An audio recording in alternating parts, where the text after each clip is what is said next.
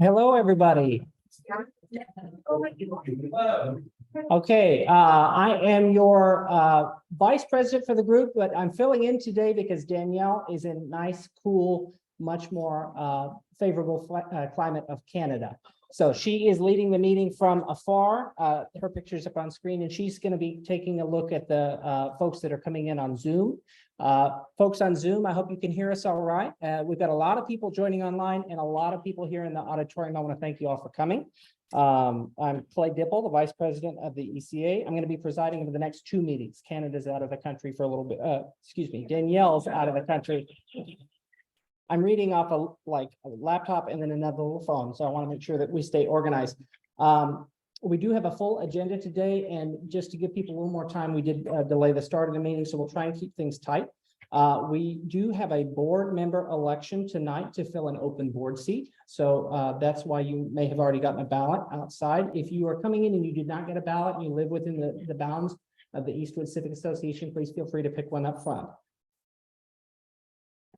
We are also glad to welcome the Director of Planning and Development in the City of Houston. We're going to hear from them about their Livable Places Initiative, and then we're going to provide some community updates and announce the winner of our election, hopefully at the end of the meeting. We will end with an opportunity to allow, we have several folks running for office or are in office that want to give updates about events that are happening here in town, and we're going to give them a chance to speak as well. So we'll jump right into it with the starting agenda item, which is our board election. Nathan Wood has stepped away from the board after a long period of serving, and we thank him for all that he's done, but it is time. Yes. So thank you to Nathan, who I don't believe is here tonight, but we are going to go ahead and fill that position. This is for a director position. The term is going to begin today at the end of the election, and it's going to run. It's going to run through December 4th of 2023. So it's just a short term, but it is a chance to get started. And we do have several people who are interested, which we think is a wonderful thing. And we thank everyone for their willingness to serve on the board. We do have three nominees who've expressed interest in running: Tina Brady, Catherine Santamaria, and Thomas J. Lopez. Is Thomas here this evening? Hey, Thomas, I didn't get a chance to say hello. So we do have a chance for those three members to tell a little bit about themselves, but we do want to ask, as part of our bylaws, we do need to take nominations from the floor if anyone else is interested in running. Is there anyone who would like to throw a name in? Seeing none, I think we will proceed with our three nominees. If we can have Tina and Catherine and Thomas come up front, you're welcome to come to the podium. We'd like to give you about 2 minutes each to tell a little bit about yourself. And yeah, we'll turn it over to you. Hi, I'm Tina Brady, and Eastwood is my home. I moved here from Candlelight Forest near Northwest Houston in April of 2017. And today I'm asking you to vote for me to be on the board of directors for the rest of this term, and then I'm going to run again when this is over. So let's see how I do, and you can check me out. I have the right qualifications to perform these duties. I'm passionate and dedicated about the welfare and preservation of Eastwood and the quality of life here. And I'm willing to dedicate the time that it needs to work on the board and do a good job for you. When I was in Candlelight Forest, I was active in the civic club there, and throughout the time I was there, served as president and secretary, but it was a community of only 150 houses, so nothing like this. Still, it made me understand the implications of a board position, that there's a lot of high expectation from the community. So it's not an easy role to fill, and I understand that. I'm a project management professional certified with the Project Management Institute. I have many years of experience that have taught me to bring people together to plan and execute the plan to come to a desired result of the community. So I have that experience as well. When the Metro published their plan to put the overpass through Eastwood, I moved our community into action, called the first street meeting on the Park Drive Esplanade, organized teams of volunteers to communicate the issue, built the Stop Metro Overpass petition and managed it through the end, presenting it, spoke at 3 Metro board meetings and 2 town halls. So last month, I completed Baker Ripley's Community Engineered Leadership course. It teaches skills to unite the community and engage the leaders to come to make a positive change. We continue to meet on the 2nd Tuesday of every month. And I will, so that's the day after this meeting, and our first monthly meeting is tomorrow. So it's really good timing for me to engage that group also to promote our requirements. So I'm well qualified to do the job. I want to be a part of this community at, ongoing. I've been here for like 7, 8 years, but so I want to continue to be a part of this community and do a great job for you. I hope that you will vote for me, and I appreciate your concern, your attention, and I thank you.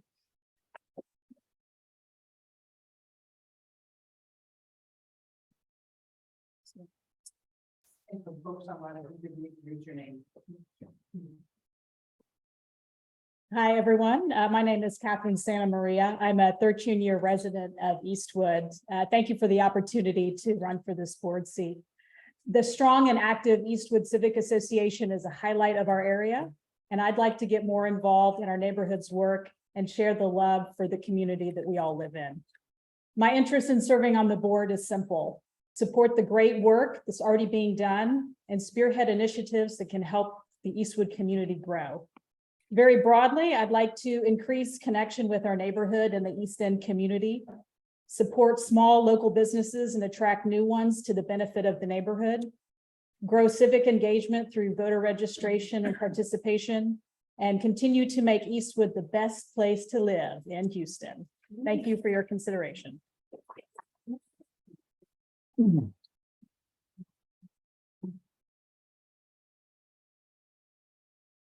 Howdy, my name is Thomas Lopez. I'm honored to be here for your consideration to fill the open board seat with the East End Civic Association. Admittedly, I applied, the role had been open for a while, so I was like, oh, I'll just, step in, and I didn't realize I was going to be running for an election, but here I am. So, but I'm happy to be here, and I'm here to convince you, though, that why to vote for me. And while I stand up here in front of you, pleading for your vote, I do appreciate that the other 2 folks that are running bring a lot of passion to what they want to do with the community. So I don't think you can go wrong by whoever you vote for. But I do stand here with distinction as a homeowner in this neighborhood, as a dad, a husband, an entrepreneur, an HR professional in oil and gas, a board member of the Greater Houston LGBT Chamber of Commerce, and an adjunct professor at the University of Houston downtown. And so while I haven't been in the neighborhood here for a while, I have planted some roots and I am invested in this community. I bought this house that I have on Clay Street with my husband in 2020, so we could raise our family. We were adopting 2 girls, and we were attracted to the neighborhood because of the diversity and the history and really the sense of community in this area. And we're really inspired by the opportunity, though, to raise our family, for the businesses that I own, and for each of us to be in a community that we feel is safe and prosperous and vibrant. And as a board member, I want to work with you to deliver on what you want this community to be, whether that's preserving our history, celebrating our diversity, keeping it safe, and working with local leaders to do so. I'm not here as a keyboard warrior. I can tell you that. I won't be online a lot, but what I am, I'm a Texas A&M Aggie. So we roll up our sleeves and we get work done. So I want to work with you to make this community what you want it to be, whether that's advocating for our shared sense of purpose, visibly showing progress for what we hope to get out of this neighborhood that we call home. So I hope to have your vote, and I look forward to continuing to work with you as your neighbor and making this community shine and thrive. Thank you.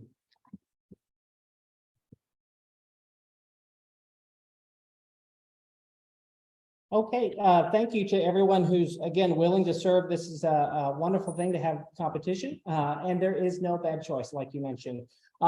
Again, after tonight's meeting, if you don't get that position, there's going to be in December a whole chance to redo the entire board. So please keep that energy and passion going. I do want to tell you a little bit about the rules of the election. All residents Businesses, property owners are eligible to vote. If you're attending in person, feel free to write the name down on the ballot. You can write the first name only if you prefer. And again, that was Tina, then Catherine, then Thomas. So feel free to write whichever name you like. We do have a ballot box that we're going to bring around the room here shortly. If you need a pen, feel free to raise your hand and maybe some folks can pass those pens around. We have a lot here. And that is it for now. So please go ahead and write down a name if you like. And Lindsay's going to come around with the ballot box here shortly. For those of you who are online, we do encourage you to participate as well. Please reach out to Danielle in the chat with your vote, and she will be verifying addresses and confirming votes through the vote tally on the Zoom chat. We will have the tally by the end of the meeting, if all goes well. Our keynote speaker tonight is Margaret Wallace Brown. She's the Director of Planning and Development at the City of Houston, and we want to thank her for coming.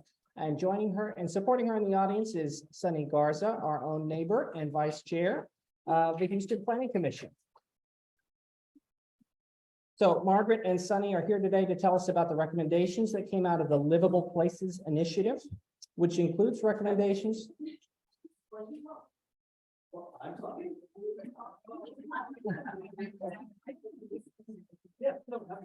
There we go. Okay, so we're going to have some materials that are coming around the room. So please feel free to pass in ballots, pass out flyers. And they're going to be talking about the city's development code in order to create more opportunities for walkability, affordability, and equity. And so thank you very much. Yes, please.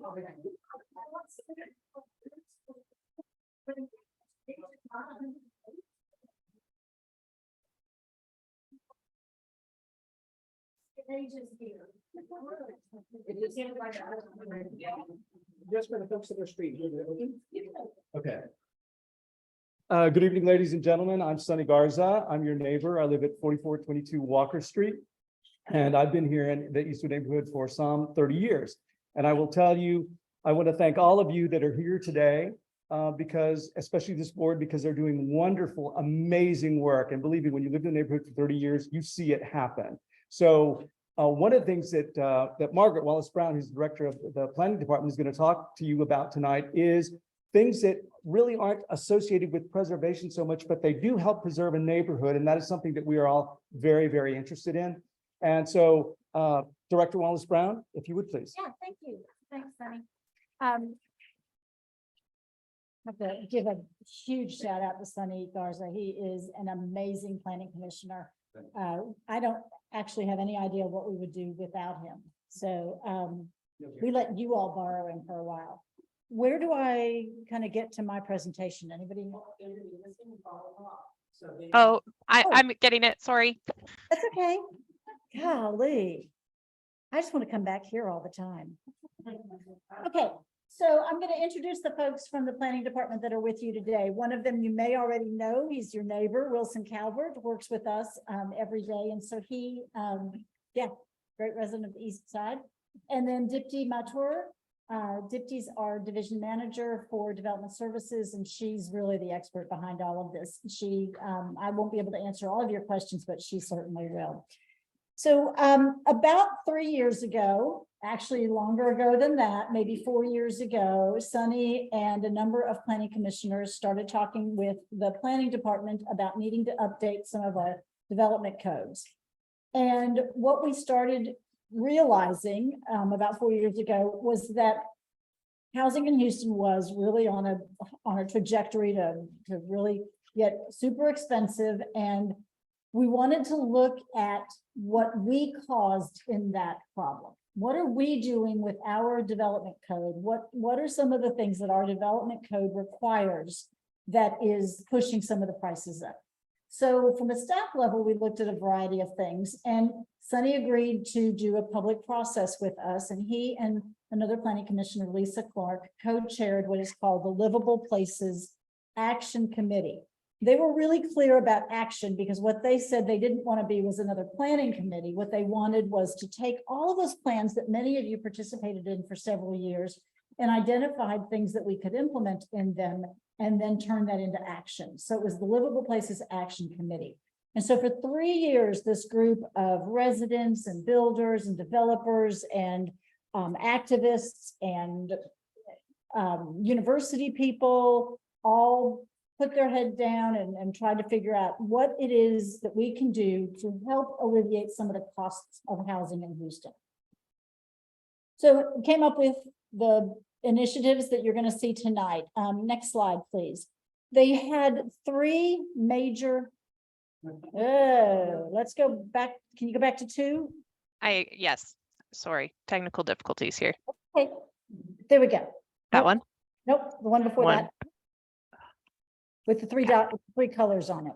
Okay, I'm just gonna change the way we're sharing here. Just give me 1 second.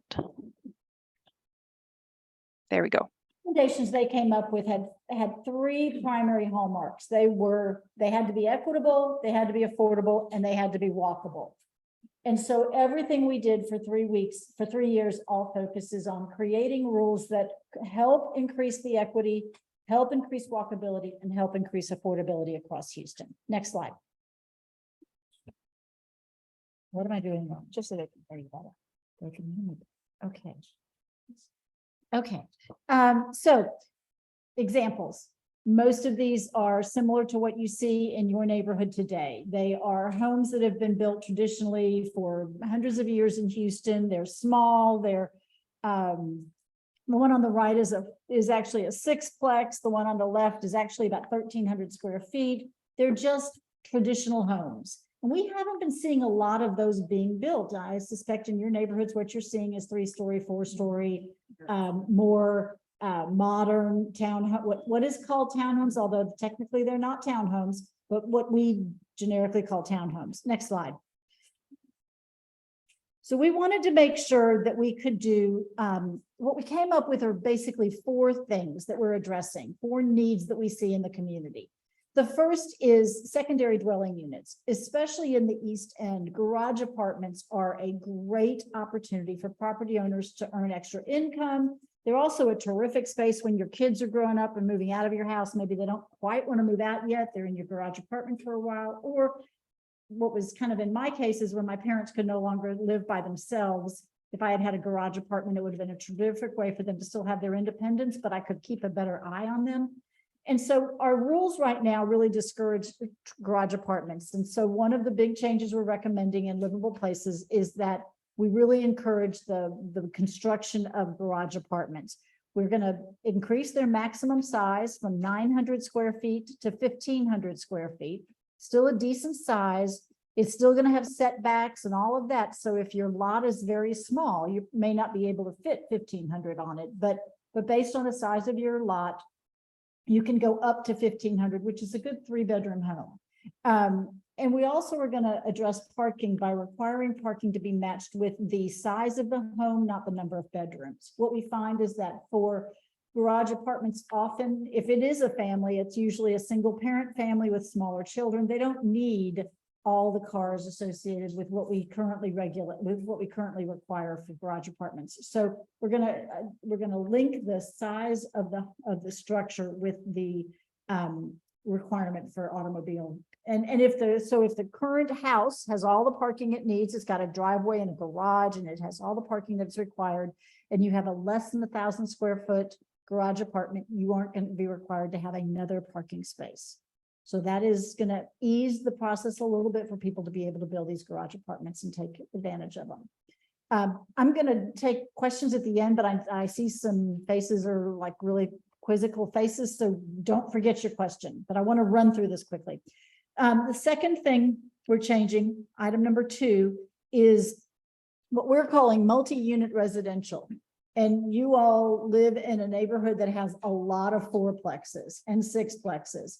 And we have basically made those impossible to build over the years. Our regulations about building those have just become so onerous that it's not worth anybody's effort to either build or repair them. So all of the 4-plexes in your neighborhood are probably in a questionable state of repair.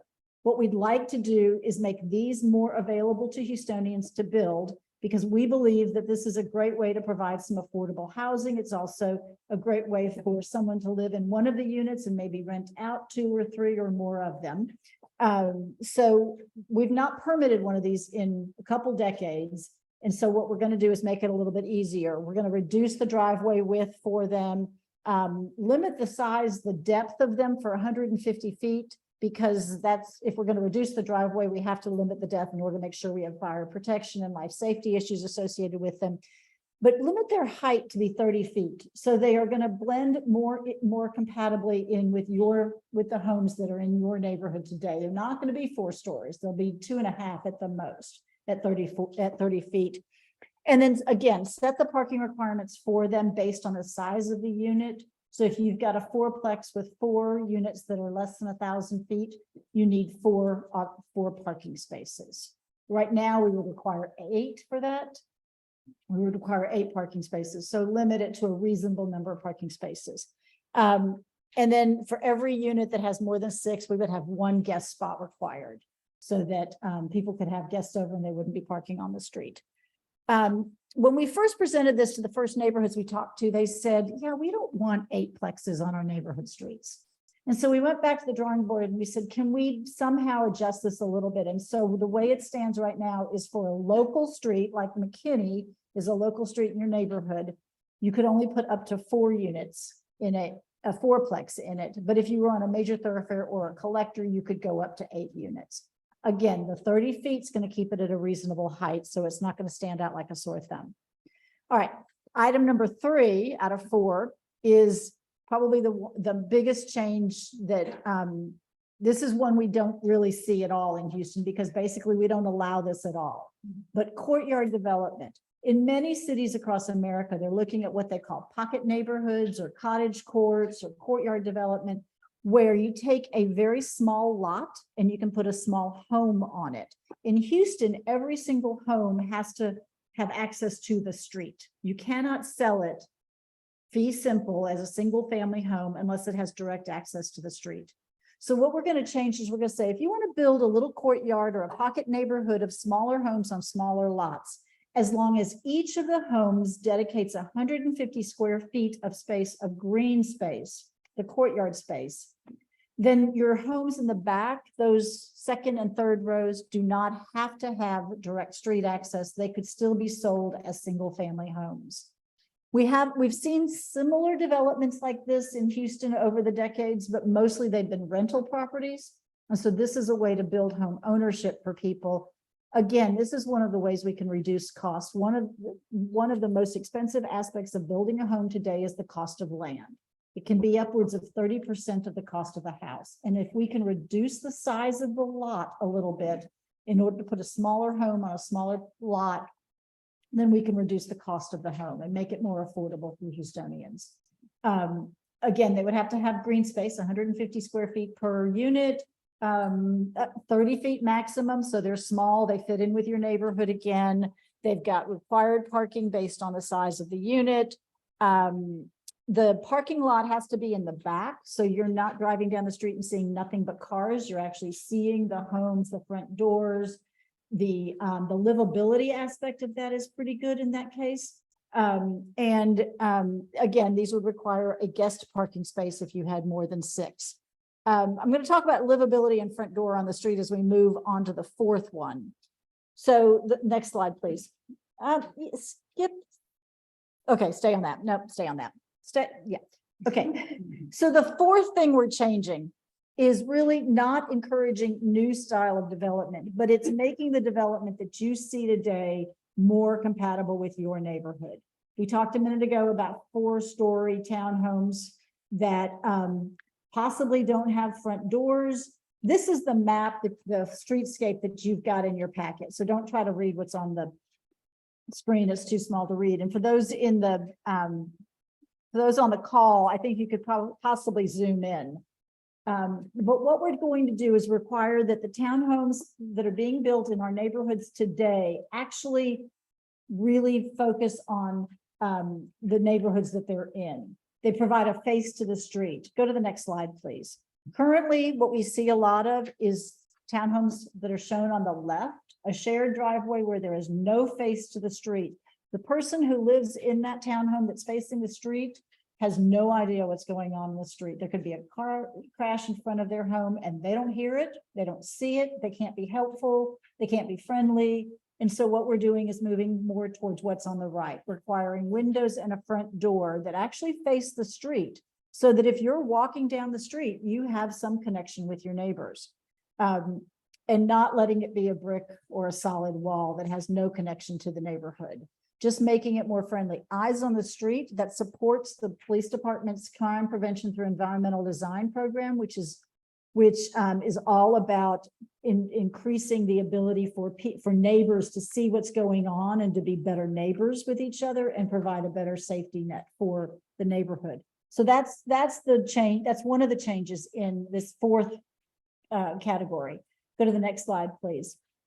The other big change, I'm sure you've seen the ones on the left, row after row after row, driveway after driveway after driveway on a street. Makes it very difficult to walk, makes it feel very unsafe. Often there are cars parked across the driveway, as in this example, there's 2 cars that are actually blocking the sidewalk. So as a pedestrian, you're walking around those automobiles and you never know when the person's going to pull out of that driveway and they're just 15 feet from you when they do. So it's a little scary. If you're pushing a stroller, if you're walking a dog, if you're just walking or running down that street. And this is an incredibly walkable neighborhood, and this makes it feel less walkable. So what we're going to require is more like on the right. If you're a narrow lot development and you want to take access, and if you're a narrow lot like the one on the right, you take access from the rear, from the side, or from a shared driveway, but don't build 16-foot wide driveways every 25 feet so that it's not walkable. Next slide, please. The other thing that these driveways do, the picture on the left is a lot in 2011, and the picture on the right is what it is in 2022. So we lost green space, we lost trees. We are not against redevelopment, and I'm pretty much sure you're not either. But what we are against is development that is not sustainable for Houston. And there is really no way for trees or green space to thrive in the picture on the right as it would have on the picture on the left. And so that tree is pretty much just surviving. And what we're hoping for is that with this change, we're going to get a little bit more front yard and a little bit more green space, more trees to be more, again, more walkable and more inviting for neighbors. Next slide, please.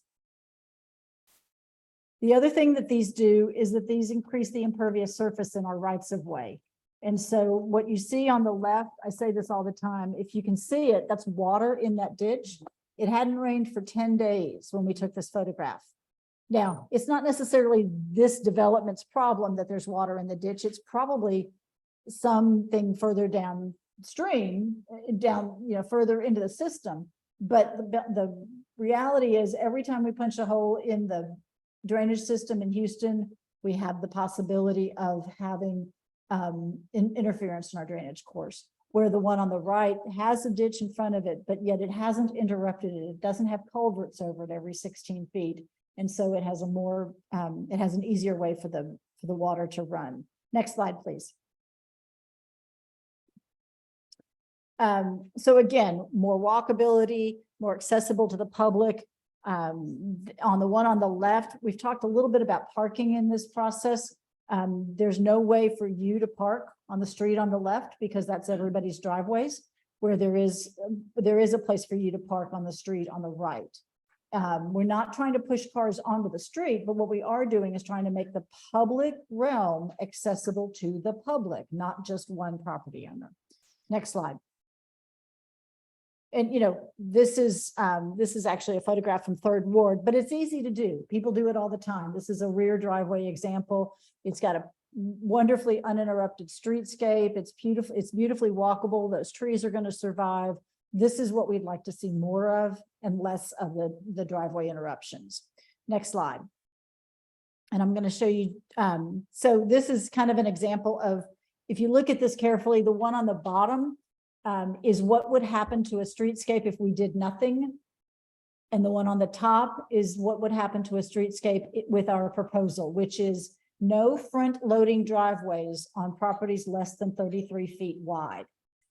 This leaves you a little bit of space to have a car parked on the street. It gives you a little bit more safety if you're a pedestrian because you're not constantly in the driveway.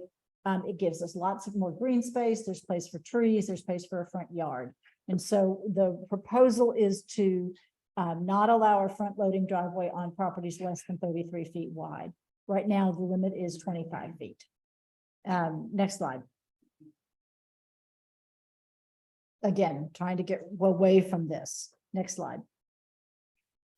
And this is probably more detailed than what you want, but essentially, and this is where Sunny's work comes in.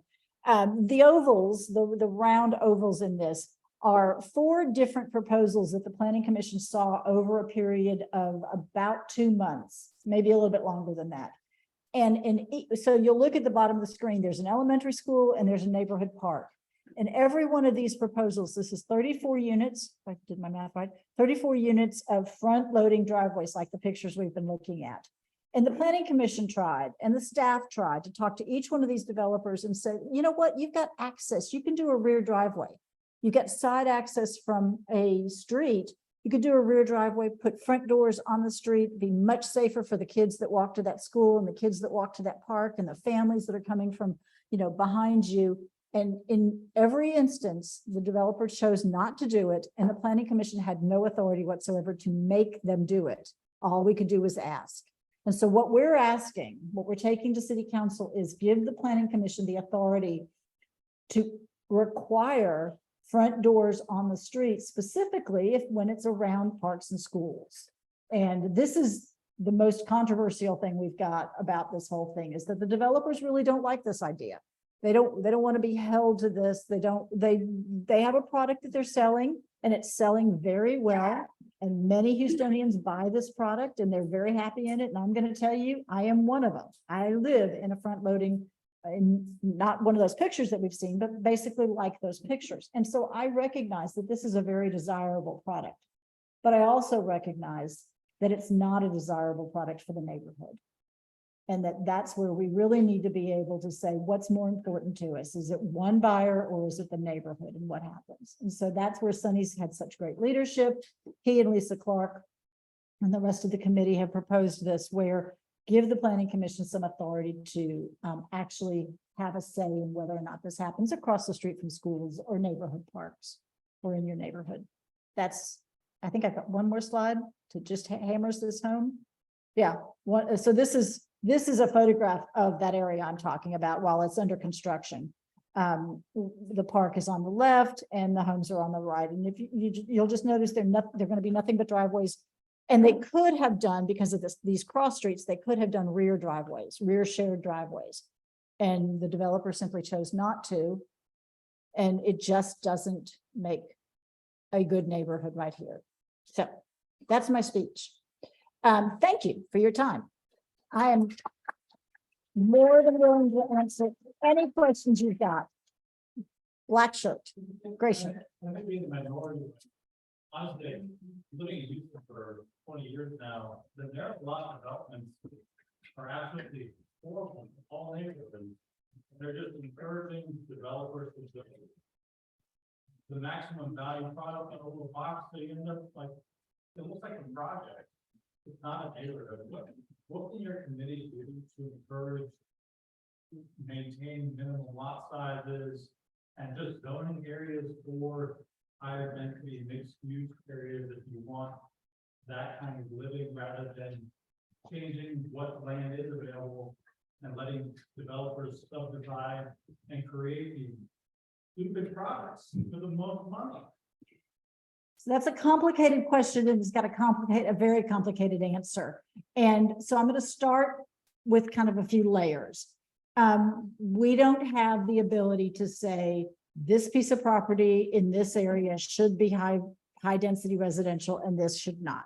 The city of Houston does not have a zoning ordinance. We don't have the ability to identify it by specific zones, what should be built there. So starting with that as the premise, what we do, how we operate, is by incentives. How can we help you, the developer, you, the builder, you, the property owner, do, I'm going to use a pejorative word, and I don't really mean to, but I can't think of another better one right now. How can we help you do a better development? How can we provide you the incentive to do what supports the neighborhood you're building in? And one of the ways we can do this is by reducing the requirements for these smaller developments that I pointed out at the very beginning. Do courtyard style, do fourplexes, and allow people to do garage apartments so that we can build more homes for Houstonians. And then if you do want to, We're not taking the permits. The data. well, because the change hasn't made yet. It's not, but it's not encouraging anybody to change. Well, We're not seeing, no one's gonna build a fourplex, we're gonna build 3 townhouses and make 3 times the money. so maybe not. I mean, no, let me just, There's other cities in the United States that prove this doesn't work. Why do we keep doing it? So, right, can I interject? So, first of all, right now, the rules that Director talked about hasn't been. they haven't changed. They have, so nothing has changed. We are here to, we're coming, maybe it is unusual, but we are going to people before the change has been made and to hear what you all have to say. We are with you. What you are saying, we would want to have, I mean, I would want to have that authority. But the citizens of Houston have not allowed us to do zoning, so we don't do that. We are the incentives that are actually, if you would look at this and spend some time, maybe ask questions, please. But these actually list down a lot of incentives and the rules that was discouraging certain type of development. One was the shared driveway development, one that was being discouraged and picked over because people wanted to do those front loaders itself, or they still like to do it because it's easy to do. It's a quick one to do. We are trying to make that because that is a product that actually doesn't work with walkability, pedestrian safety, and tons of other things that Director just mentioned. We are trying to make that little less easy to do and incentivizing the other things. So if we were, well, we can't compare ourselves to any other city right now because Houston is very unique. We don't have zoning. We are the largest city in state of Texas and 4th largest in the country. So it's difficult to quickly change. Hopefully these change if adopted, we'll be able to see more of the things that you're just talking about. So one of the, your comment that nobody's doing it yet is because these rules are not in place. The right. Driveway, it's not encourage anybody to change the behaviors. I'm not going to answer your question, but I'm going to another point, which is. I think they want you to speak into the microphone so everybody can hear you. Sorry. So as an example, about 15, 20 years ago, actually it was a little bit longer than that, the city, we had townhouses going up everywhere. And I personally live over here in Eastwood, and we didn't want townhomes. We've got bungalows and maybe 2-story houses. And so our thought was, the city, we want to talk to the city, and the city said, oh, we have these 2 new ordinances, minimum lot size and minimum setback. And so if you look down your street, have you noticed that you stand out on your porch and all the houses are in a line? Well, that was platted in 1912, okay? And all the houses were built that way. But there was nothing in our deed restrictions in Eastwood particularly that said you couldn't tear down the house and build 4 townhomes. You absolutely could. Our deed restrictions in Eastwood say no commercial. So what this does is by putting these two ordinances in place, 20 years ago, there are no townhomes in Eastwood. There are a bunch on the periphery, which I think is great because we want younger people to move in. And that's what uplifts the neighborhood when you have different kind of housing. But what we are doing in this, if you look at your fold out, hold on, excuse me, Margaret. If you look at your fold out, this one right here. You see this one? If you notice, those lots are 33 feet wide. Currently, you can build townhomes on a 25-foot wide lot. You get a 50 by 100, you cut it in half, 2 townhomes, front loaders. This will not allow you to do that anymore. You would have to have 2 50-foot wide lots, 100 by. But here's the point: you can't solve the problem all at once. We also need to get city council to approve this. And right now, to be frank, we have developers who are pushing back saying, we like the old way, we don't want to change it. We make lots of money. And Margaret will tell you, I have been in planning commission and I've said to a developer, you are not being a good neighbor. You are building 6 townhomes with no additional parking, and then you are leaving. And the people who buy those houses have to contend with their trash can is falling in a ditch. The city does not allow you to culvert, so. They pick it up. Yeah, no, your trash can, it's raining, if you've got a 16-foot wide paving segment, your trash cans are out, your cars are parked. So we have to take this a step at a time. One of the things that I've been saying for a long time is how do we get this past city council without having one thing, and believe me, there's one or two things that there are groups of people don't like, but overall, the whole thing is a first step to make it to preserving neighborhoods and preserving the right of way for all of us, for people who run, for people who bike, for people who walk with baby carriers. Because right now, and I said this in the last meeting, I got frowned at. People were arguing, well, I can't park my cars there. There's not enough room. Well, if you have 4 F-150s, you should not buy one of these little houses. Yeah. You need to live in the suburbs where 4 F-150s is a good thing, you have plenty of parking. So what we're trying to do is encourage developers, builders, to try doing something different. Because right now what they're saying is, well, no one will buy that. And the answer is, we're not building, you're not building them. You don't know that no one will buy them. And we have, I live on, McKinney and Cullen. There are now townhomes all across the street, and they're parking in the street. I don't ever remember anyone parking on the street there. That seems dangerous to me. But what you've noticed is one group is all legal rentals right now, and that has a shared driveway in the back. There must be like 8 or 9 of them. You know, the ones that they've got a big sign for college students. They're not, I hope the developer builders in here, they're not very attractive. You would have sold them if you really come out. But and then someone across the street and someone across. So the ones that are on the south side of Walker, they're going to build more behind them. You know how much better that would look if the driveway was in the back instead of 3 or 4 front loaders? No, but that can all be fixed. Believe me, we're talking to Public Works and everything else. Eastwood, how are we gonna put an alley or something like that? Oh, all right, well, it's not. It's a rear driveway. It's a drive- It's not an alley. It's a rear driveway. Well, You you can, can. believe me. Yeah. You can, it's right. You can. This belongs to you. No. Oh, no. All right, so if you bought my house, okay, and it has a driveway and it goes all the way to the back, I used to have a garage, but one day it was like this, as most of our garages can be.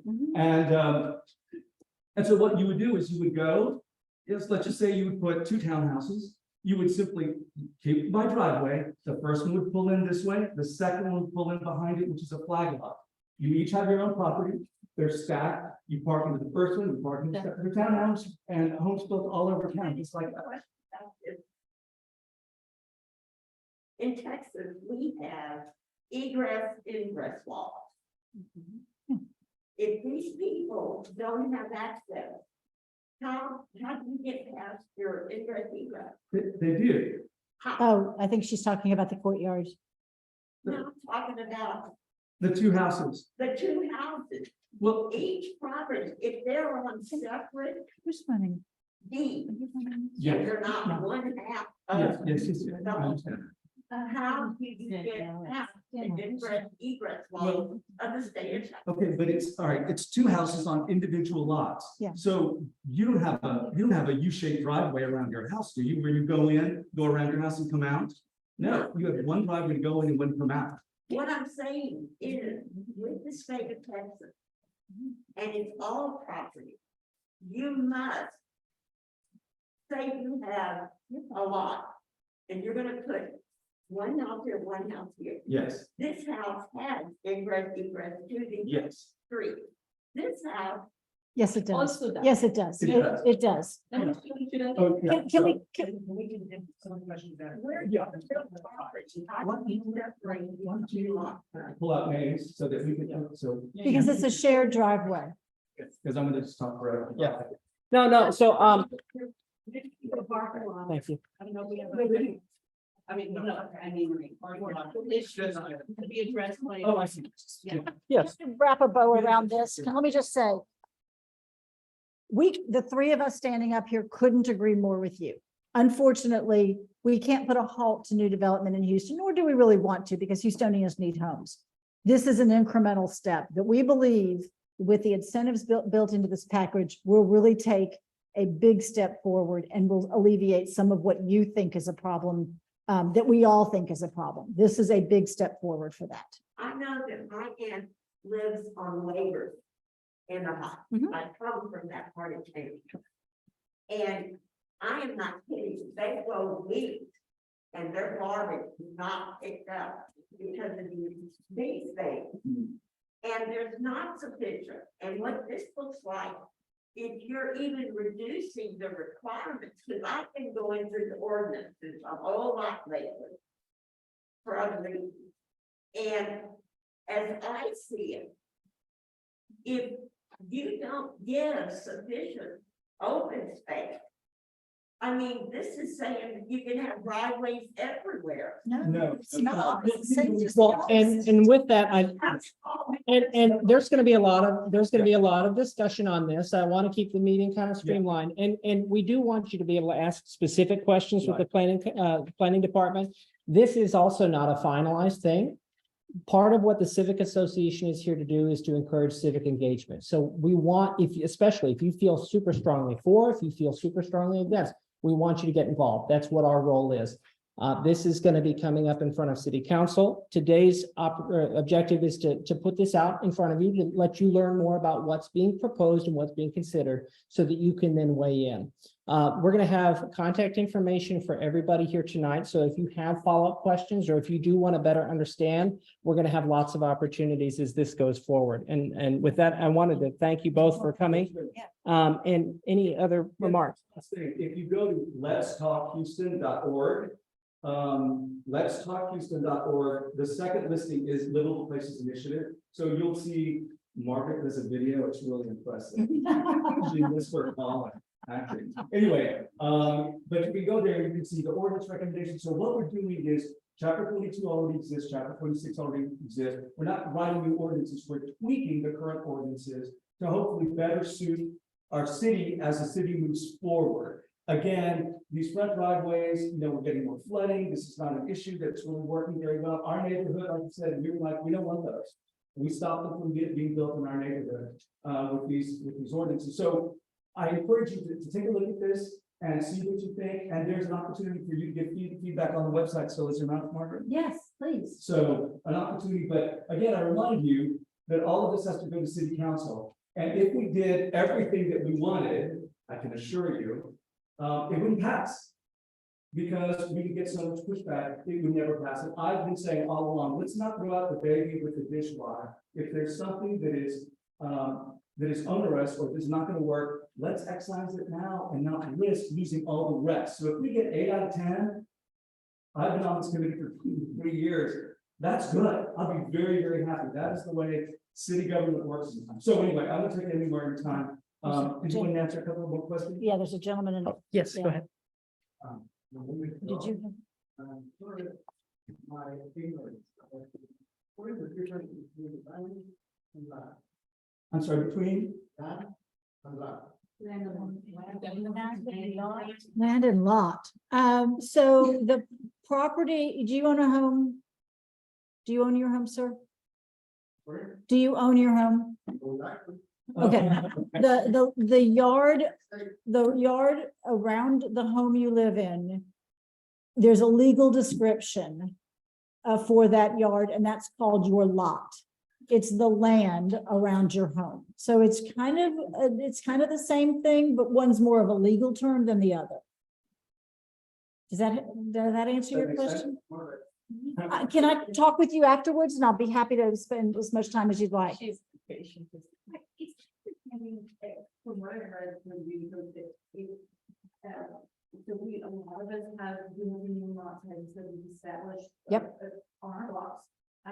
It's my understanding that you cannot take two, say, adjacent lots and combine them into one and then try to subdivide it.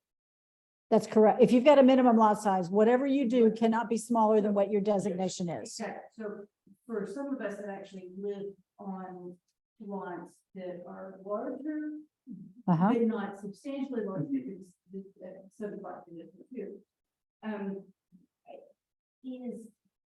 Is this what you have spoken of? Is is it going to still retain the restriction not being able to? Yes. subdivide? Yes. Yeah, because I'm concerned about, the possibility of, say, a developer coming in and purchasing two lots next to each other and then being able to combine those.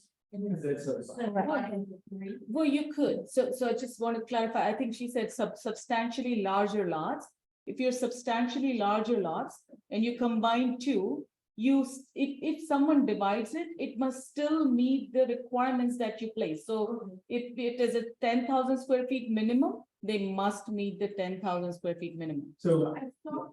no, go ahead. No, you go ahead. I just thought that, so recently, there has been a change made, with the city, that it reduced all lots to, regardless of whether or not they're larger than that, it reduced them to 3,500. No, No. no. Is that- So what, Do you know what I'm referring? I know what you're referring to, and there've been, do you get on Twitter? You probably saw it on Twitter. Oh, okay. So basically, when the city of Houston created the first ability for property owners to subdivide lot in 1990, 1982. 1982, we started allowing it. Neighborhoods were up in arms and they said, please don't let this happen to our neighborhood. So that's when the city of Houston created this rule that Sunny was talking about, where we created minimum lot size and minimum standard. If that minimum lot size is on your home, it's on your property for 40 years. Nothing's going to change that. And then you've got a very easy way, or maybe an old enough where it's only 20 years, but it's on for the life of that ordinance, and nothing can take that away. What I think Dipty was talking about, if let's say your minimum lot size in your neighborhood is 5,000 square feet, but your lot itself is actually 8. So you're way over the minimum. And then your next door neighbor's lot is also 8. So now someone could take those two and make a 16,000 square feet and divide it into 3, which is still more than the 5 minimum. Does that make sense? But that's Yeah. not changing. But that could be the case yesterday, a month ago, a year ago. That's not changing. So if you have deed restrictions and they don't allow that kind of housing, those are sacrosanct. You Yeah. cannot build out there. If you've got minimum lot size or setback, same thing. Same thing. Those are sacrosanct. This will not change that. It's only where you've got basically an unrestricted property, or for people in neighborhoods who don't have these restrictions or don't have these protections, they're the ones that are going to be looking at this. And so there's an opportunity here, like we said, slowly with those two ordinances, like in Eastwood, no townhomes in Eastwood surrounded, which is great. Like I said, young people, but none in Eastwood. You won't be coming out of your bungalow and seeing a 3-story townhouse next to you. So, but, all right, but now here's what happens. This is usually a trigger. You'll see this. So when a developer comes in and you see townhomes, the neighborhood comes in and said, we want minimum lot size. Well, you can get it, but that genie is out of that particular bottle. That property started before you did an initiative. So it'll be built that way. But if you get it passed by your neighbors, none others will be able to be built. Also, another change, if I may, just quickly, you can do it on a block by block basis. You know, it used to be the whole neighborhood. So you and 3 of your neighbors can petition your block, your one side, north side, south side, whatever, and take it back to city and get it done in how long, Margaret? Just a round number, 6 weeks for minimum. lot size from start. No, I mean, No. once you get your application in. Yeah, and Okay. that actually segues really well into Yeah. what our next comments are. Okay. Okay. So that's perfect. And I want to say thank you again to Sunny and to Margaret Wallace Brown. Thank you so much.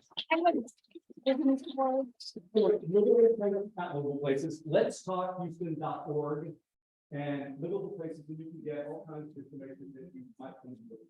So thank you again for allowing us to come and speak. There's a lot of information to digest, so take a look at it. And we're going to have lots of opportunities for you to learn more about it. We really want you to educate yourselves on what's being proposed so that you can voice your opinion. I know we have some folks that are going to hang around for specific questions. And Paul, I saw you were waving during the minimum lot size discussion. That's one of the things that we encourage you all to do. You have the power as a homeowner with your neighbors, if you wish, to empower your block to have minimum setbacks, minimum lot sizes. There are folks in the Civic Association that are very familiar with how that works. We encourage you to pursue that if that's what you and your neighbors would like to do. And we want you to live in a place that you love to work and play and shop, and this is your home and we want you to feel comfortable. But with that, these livable center study is going to be coming up for city council. Just so that the board can have an understanding of the city is going to be asking for input from groups like neighborhoods, civic associations. Is there, by show of hands, a support for this, or maybe support for the idea as presented? Folks that are unsure, but they might be persuaded one way or the other. Folks, okay, folks that are against, just outright. Okay, thank you. That's going to help the board as we kind of consider this, but the most important thing to remember is no matter how you feel, you have the ability to talk to the planning commission and talk to city council, and we encourage you to do that. So thank you. Yes, Paul. So if there is anyone who is looking to get minimum lot size on their block, if they contact the board, I will be glad. Thank you, Paul. And for those of you online, Paul is volunteering once again that we would love for you to get with us and get with Paul so that you can set up minimum lot sizes for your block. Moving on, we do have some community updates, and Erin is here from the home tour. We want to ask Erin to come and speak a little bit about the home tour coming up in August. Hi, I'm going to be super quick. I don't want to take a lot of your time, but as many of you know, we will be celebrating our 25th annual home tour this October. It's the third weekend. It's the 21st and the 22nd. We already have 6 great homes lined up that we're super excited to share. And then hopefully 1 commercial property, which we hope will be finished in time, but to be determined. I put a QR code up here, but you can also just visit eastwoodcivicassociation.org. There's a whole home tour page.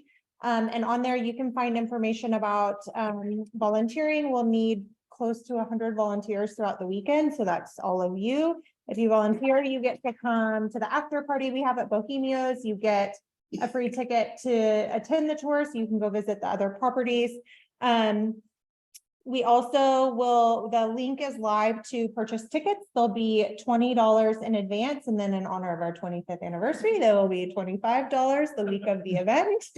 And then also our sponsorship link is on here. We've had a ton of support from our partners in the community, namely East End District has stepped up as our presenting sponsor. So if you see them around, be sure to thank them. We're really excited, not only for their financial gift, but for the opportunity to partner with them and kind of cross promote the great work they're doing, great work that we are doing, and hopefully boost our attendance. Just come grab me or there, who else here on the home tour committee? You look around, there's a lot of us. Grab any of us if you have any questions. Thank you, Erin. And if you've never been before, the home tour is a lot of fun. It really is. Even if you're a volunteer, you get to have a lot of fun. So I would encourage you to do that. A couple of other community updates. We did want to let you know about, and I apologize for looking down. I'm referring to some notes to keep things brief so that we can get you out on time. There's a sidewalk replacement project that you might have noticed on Walker Street between Eastwood and Lockwood. So it kind of makes a big L from the green line down Eastwood and then east towards Lockwood. That is a project that's being worked on and funded in part thanks to the East End District. We have expressed, we've got some details up here. It's going to take about 16 weeks in total for them to complete that, but they've already dug out and placed the new wood supports for where that new concrete is going to be poured. We were a little bit concerned on the corner of Walker and Eastwood the other day when we noticed a huge piece of an old growth oak tree that had been cut. We did reach out to the city and to East End District on that, and they were mentioning that had been pre-approved specifically because that trunk was below ADA standards. And part of the sidewalk is to be able to increase mobility to and from things like the light rail and the ability for people to walk unimpeded. But it was checked out by an arborist from what I understand. It is not going to harm the tree. They intentionally are trying to keep as much of that tree growth and green space as possible. So that was an exception, but they are mindful of that. The size and age of the trees means that the trim was significant, but if you do have questions about that specifically, we encourage you to reach out to the East End District. Speaking of sidewalks, one of the things we're asking your help on today, over the last year, you may have remembered Centerpoint working on the gas lines in the neighborhood and putting those connections from the main line to your house. They may have torn up part of your sidewalk and put in a gravel fill. They have not been consistent about repairing those cuts that were made last year. It's been a long time. So we know that they are still repairing those, and we reached out to them this past week. They are still working on it. They say, don't worry, we didn't forget about it. We're putting pressure to remember that they don't forget about it. But we would ask that if you have a section of your sidewalk that was damaged through the Centerpoint work, if you would let us know, speak to us after the meeting. We're making a big master list so that we can then send it in as a neighborhood to say, please come back in and fix all of these broken spaces. I talked to Kyle Rogers in particular. He's kind of curating a map. Kyle's up front on the right row there. Speaking of infrastructure changes, they are working, the city of Houston, through a multi-million-dollar grant process to repair Polk Street between Cullen and Lockwood. The project involves fixing storm drains on the street, replacing the curbs and many driveway aprons, and then they're going to resurface and repaint the road and repainting the pedestrian crossings on Polk near Lantrip. And in addition, the existing painted bike lanes, are going to be actually separated curbed bike lanes. The project will add those concrete barriers that you see, and it's in hopes of improving mobility and slowing traffic on Polk so that people aren't speeding through that section between Cullen and Lockwood. If you are a property owner on Polk Street, you will receive instructions from the city. They should be mailing you something on where to put your trash cans, because I know that's a concern when they build those concrete bunkers. So you should be getting some material from the city on trash and recycling bins once those lanes are installed. Moving on, this touches on what we talked about earlier, deed restrictions, minimum lot sizes, minimum setbacks. This is just a reminder that the Civic Association is mindful of these. We keep copies of them. We want people to know about them, but the Civic Association itself is not the enforcer legally of those of the restrictions. That is something that is enforced by the city's legal department. However, if you are noticing construction around you, near you, that is violating any of those restrictions, there are ways for you to report it, and we have ways for you to get in touch with the city so that you can help make sure that any new construction in your area is compliant with what's in place, what protections are in place, and what codes are existing. And I'm just referring to some notes. Speaking about the minimum lot size again, please talk to Paul or us if you would like to discuss that further. Now, the super neighborhood is something that is coming back. We do want to let you know about a meeting. They're getting a little more active at our super neighborhood. And this is a joint super neighborhood. We share one, 64 and 88 meet together. They are going to be having Metro at their next meeting, and I want you to mark your calendar if you would like to participate with that. September 27th, that's a Wednesday at 6:30 p.m. We'll share more of the details on that on our social media pages to get the word out to you. I know Metro is still a very touchy subject, and a lot of you feel strongly for, against, indifferent about Metro's projects, and we want you to have a chance to talk to them about what's going on there. So again, that's at the super neighborhood meeting on September 27th, and we'll have those details on location. That's at the Magnolia Multi-Service Center. We do also want to bring up a matching grant opportunity. The City of Houston's Neighborhood Matching Grant Program.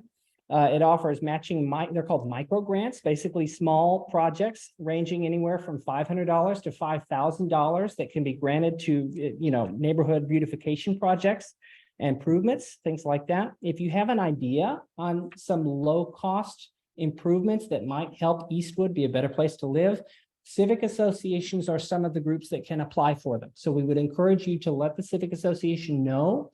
Let's brainstorm together on things, because we, through efforts like Aaron and the Home Tour Committee, that raises a lot of money for the Neighborhood Association. We can put that to good use and double the money by asking for those matching grants and really find ways to make it a nicer neighborhood. And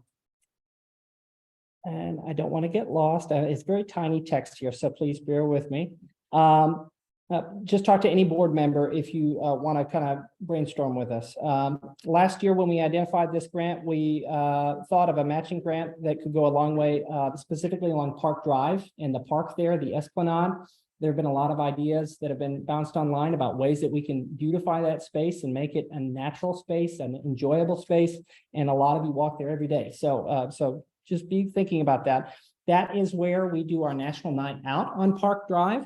And so we do want to remind you that we will have a chance to talk about it again in September, and then the National Night Out in October when we meet on the Esplanade. The deadline for the application for these matching grants is November 1st.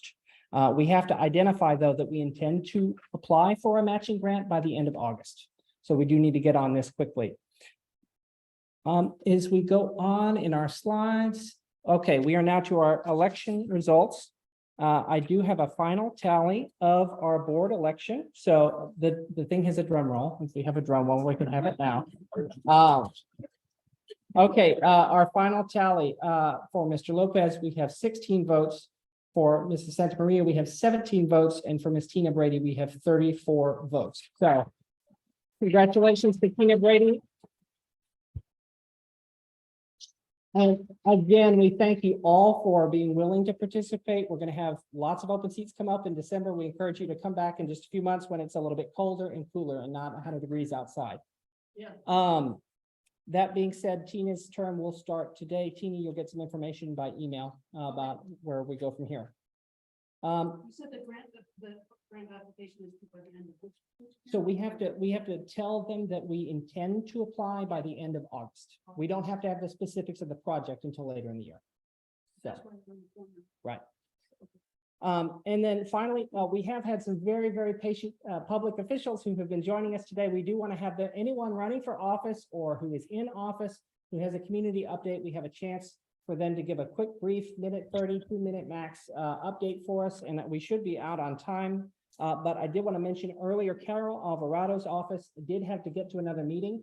They did drop off some other print materials that are up front. So we want you to know they're going to have a district office open house at the Harrisburg Baker Ripley location on August 19th, 1 to 3 p.m. I'm sorry, we don't have a slide prepared for this because it just came in this evening, but please feel free to grab a flyer up front. And that message is from Carol Alvarado's office. And would you like to come on up? We have some flyers as well. We're going to introduce Judge Natalia Cornelio. Yes, hello, everybody.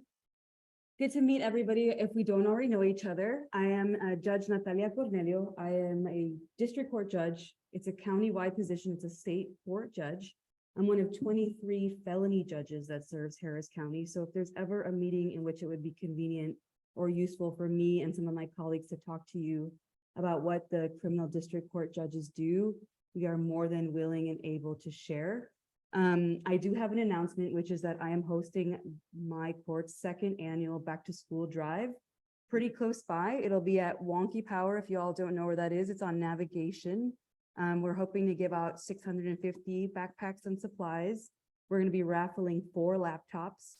I got donations for 1 set of pretty nice art supplies because I know that those are supplies that are expensive that don't always get given out. And we'll have music and haircuts. So I have some flyers if you know some kids in the neighborhood or not in the neighborhood that could really benefit from these supplies. I was elected in November of 2020, and 3 of the things that I promised was to work my butt off. I assure you that my court has resolved more than 7,000 felony cases in the 2.5 years that I've been on the bench to serve the community. So we're doing stuff like this, and we're hosting high schoolers who've never been in a mock trial program to do a 1-day mock trial, learn about the court, come visit. I go out and talk to the community often. I'm the chair of the community engagement committee for the district court judges. And then to do restorative justice where possible, I am one of 2 judges that presides over the competency restoration docket and the felony mental health docket. And so again, I'm here to introduce myself to y'all, to invite you to please share news of our back to school drive with youth who you know who could benefit from that, and to just introduce myself. Natalia Cornelio, judge of the 351st District Court. Thanks for having me.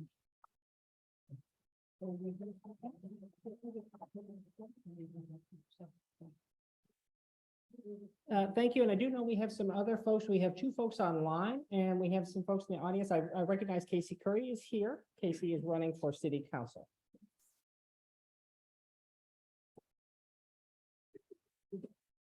Hi, everybody. I'm Casey Curry, and I'm just, oh, my tippy toes today.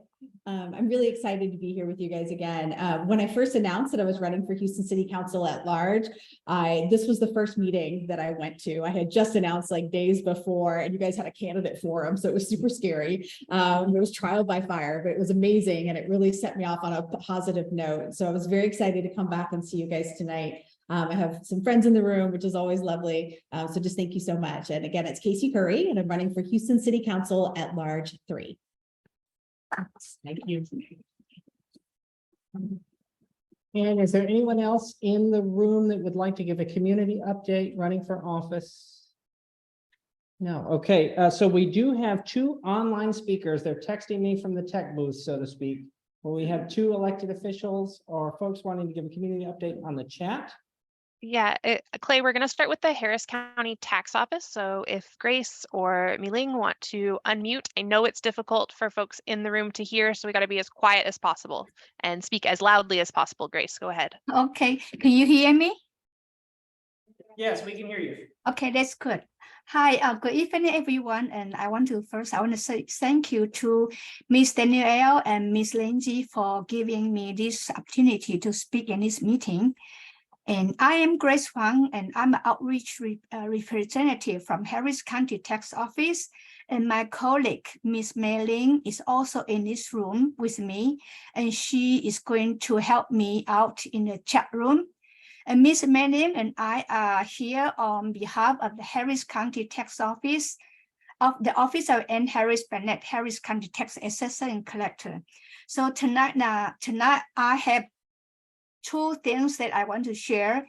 The first one is about the property tax workshop. And another one is about the 18 billion tax cut for the property tax on property owner.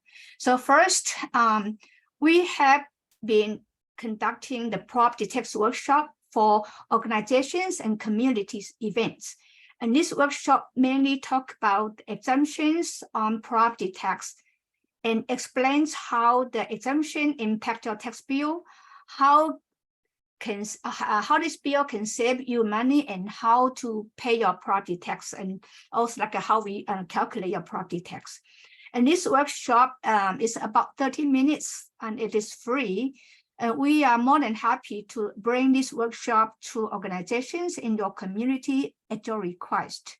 So to request for this property tax workshop for your group or invite us to your upcoming events, please email us or call us, and Ms. Mei-Ling will put this contact detail in the chat area. And also another one is about the 18 billion property tax cut. The governor Greg Abbott has signed 18 billion tax cuts package for property tax owner, and this bill will appears as a taxes proposition for property tax changes and state education funding amendment on November 7th ballot. And these bills includes like home state exemptions were increased to 100,000. It was 40,000. And then also includes a 20% circuit breaker for non-home state property state values under 5 million. And also, there's these ones also will save in the franchise tax for small business. And also, there's another thing is that if this county is residence is over 75,000, and the local appraisal is allowed to elect appraisal board. This will also go into the November ballot, and these bills would only take effect if if the voters vote yes. And And please, everybody go to vote, whether you like it or you say yes or no, just go to vote to voice your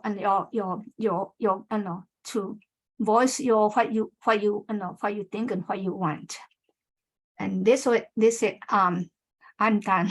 And thank you again for this opportunity. Thank you, Grace, and thank you, Mei Ling, for your help there. And we'll have some information available if you have further questions about the property tax changes and proposed changes. Finally, we have a quick update from Precinct 2. Precinct 2, if you're on the line, please feel free to unmute. Clay, I think they left, so that's all I have online. Okay, you heard them. They have left the chat, but Precinct 2 is a regular here at the meetings. That being said, we do have something for you to take home today. Kyle and the Communications Committee have been working hard on a newsletter. The Eastwood Voice has a new edition, and that's printed for you to be able to take home up front. So we encourage you to do that. And if you are a block captain, we do want to mention that we will be hand delivering those newsletters through the block captain. So if you are a block captain, they've got the map out front. If you're interested in becoming a block captain to help pass letters and notes amongst your neighbors, we encourage you to get involved there. And that brings us to the conclusion of tonight's meeting. Thank you all for coming. A quick reminder of the important dates coming up. Lots coming up in October with the Home Tour at National Night Out. And our next meeting will be September 11th. There we are. So thank you all for coming. Thank you.